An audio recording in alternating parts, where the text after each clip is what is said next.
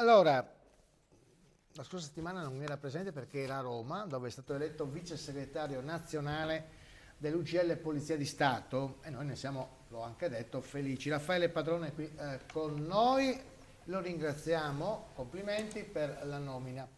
Parliamo di cose comunque che ci interessano da vicino.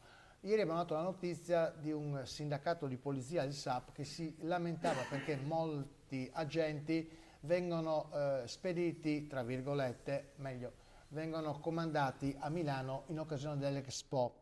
E questo, dicono, va a togliere, insomma, la presenza sull'ormai simil confine. Tanto la ringrazio e ringrazio i telespettatori perché la nomina viene anche grazie a questa visione che abbiamo dato in questi anni della mia persona. Il SAP si lamenta più che altro, oltre a questo, si lamenta perché vengono a mancare le pattuglie miste nei confini. Dicendo austro-ungariche. Italo-slovene.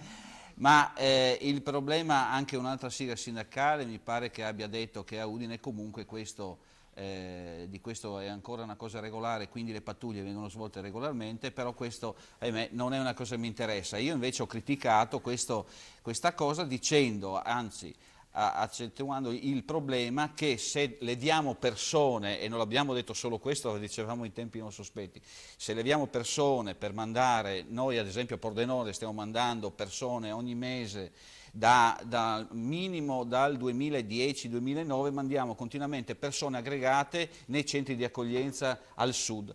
Oggi chiaramente, sicuramente, e questo il Dipartimento già l'ha detto, vogliamo portare la gente all'Expo, significa questo che ancora persone vengono a mancare nel territorio e togliendo persone dal territorio vedete cosa può succedere. Vai Alberto. Ecco Padrone, c'è il rischio importante che in vista dell'Expo vengano dirottati a Milano altri agenti di polizia dal Friuli Venezia Giulia e calandoci poi in realtà pordenonese, quanti agenti bisognerebbe avere ancora per essere, diciamo così, al completo come sicurezza per quanto riguarda la polizia? È un tasto che noi abbiamo, ripeto, già toccato. Qui a Pordenone mancano 63 agenti a Pordenone.